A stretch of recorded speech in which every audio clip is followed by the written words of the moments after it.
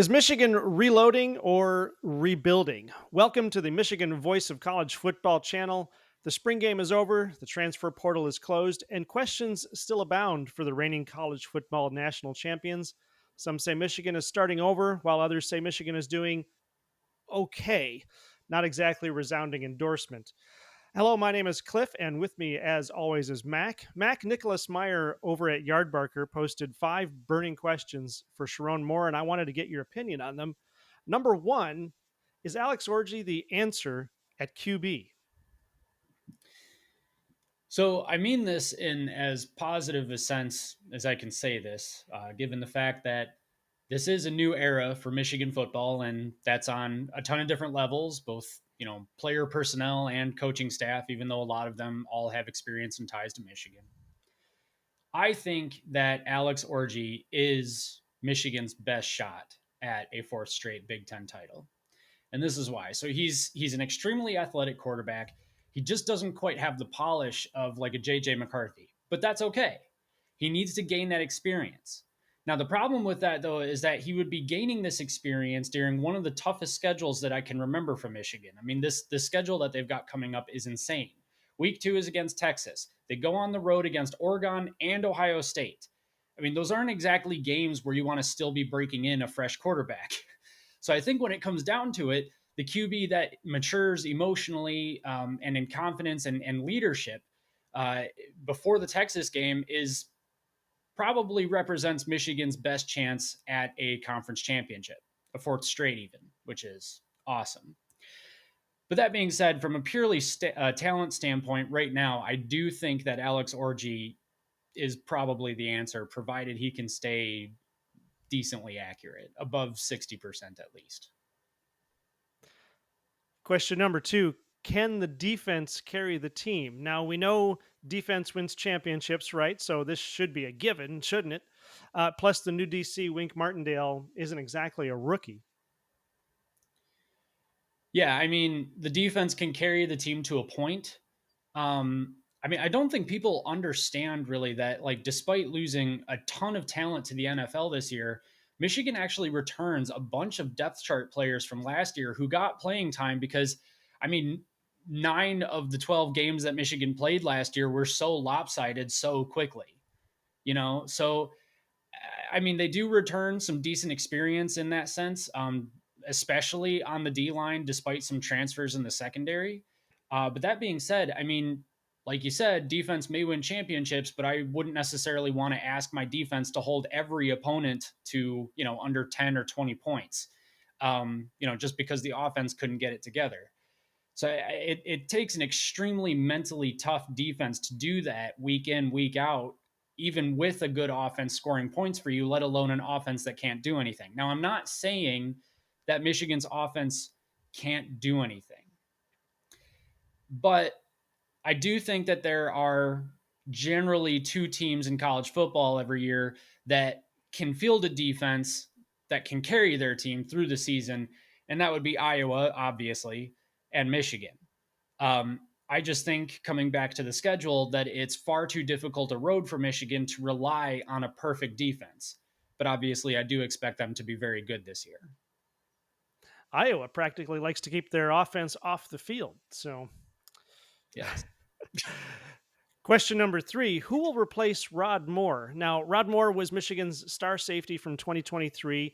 Uh, in the early season here, he suffered a torn anterior cruciate ligament, which sounds painful, in his knee during practice on March 24th, 3 weeks before the spring game.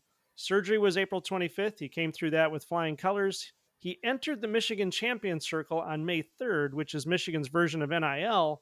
So it sounds like they're hopeful that he's coming back. So does he even need to be replaced? Yeah, he'll need to be replaced. I mean, it takes what, 8 to 12 months to fully recover from an ACL tear. I'm just going to say ACL because I cannot remember what you said. That sounded painful to say, let alone tear. Jeez. Yeah, I mean, it takes 8 to 12 months to recover from that. And then you have to get back up to the elite level of athleticism that he is. And I just don't see that being the case this year. Maybe he can come back later in the season to provide some sort of a depth chart relief. but I think that's all his role is going to be this season. Hopefully, well, maybe there's a chance he could get a medical red shirt. Not entirely sure how that works. But what I'm hearing out of spring camp anyway is that Makari Page and Jaden McBurrows seem to be the guys that are ready to step up in his place. So Makari Page has actually already been there for 4 years, so it's not like he's a raw talent or anything. So I expect he'll be able to fill in on the depth chart just fine, or fill in as a starter just fine. That being said, speaking of the depth chart, they are a little bit light. So I would like to see them maybe think about bringing in a portal edition or two if they can. They do have Zeke Berry and Brandon Hillman who can fill out the two deep a bit, but they're both sophomores. One's a true sophomore, the other's a redshirt sophomore. Um, so, I mean, I still think that position could definitely benefit from a bit of experience in the portal. Question number 4: does the kicking game need portal help? Now, we saw in the spring game that one field goal that went off to the side, and I hate to judge a kid on one kick, but nevertheless, people have been saying that they might need some portal help. Michigan did pick up Dominique Zavada, who committed on April 26th. Is he the help that they need? Yeah, I mean, he's the help that they need, and probably all the help that they can get right now. I don't think that there were a ton of kickers that went into the portal. But honestly, I think that they got a good one anyway. I mean, maybe he's not a Jake Money Moody, but he's definitely he's definitely a solid kicker. I mean, he was on the Lou Groza Award watch list in 2023. He only missed one field goal in his freshman year, and that one was a 51 yarder. I'm to understand that he struggled a little bit in 2023, though he still hit about 77% of his field goals. So, he's definitely someone that I think Michigan can count on to get points if absolutely needed, certainly within 30 yards, um, unlike what we saw in the spring game. All right. Question number 5. Sharon Moore, I guess, famously said that he kept saying smash, that the defense is going to smash. He's been saying that since he got there. Will the running game smash like last season? And I'm wondering, isn't it all about? I said defense, didn't I? I meant the running game is smash.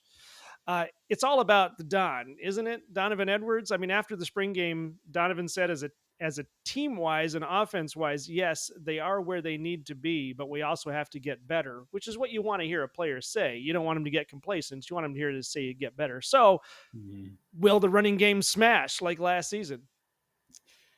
Yeah, and honestly, in my humble opinion, I think that this is more on the offensive line than it is the running backs. So, I mean, like you mentioned, Donovan Edwards and Khalil Mullings are both, I think, more than ready to pick up from last year's success. I just think it's whether the offensive line can still open up the holes. So, judging what we saw from the spring game, I think so. I mean, they looked pretty good. But honestly, I think that's one of the position groups that you don't really fully understand how good or bad they'll be until the season starts. And I shouldn't say how good or bad. It's not black or white like that. It's how much has the offensive line progressed despite losing all of that NFL talent. They only returned the one starter, and so it's something that could definitely be a concern.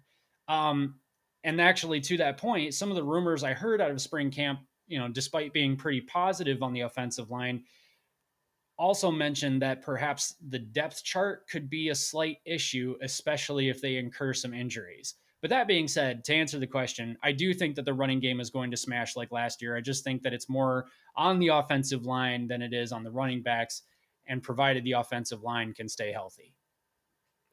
And there you have it. 5 burning questions for Sharon Moore. Let us know what you think about those questions. Maybe you have a different question that you'd like to ask. If so, drop it in the comments. We'll see if we can find the answer for you. If you enjoyed the show, don't forget to like and subscribe and check out all the channels on the Voice of College Football Network. You can catch Mac and I at the Big Ten Team Rivalry Show Monday nights at 8 p.m. right here on YouTube. We do a live stream. Come and check it out. Mac, take us out. This is Michigan football on the voice of college football.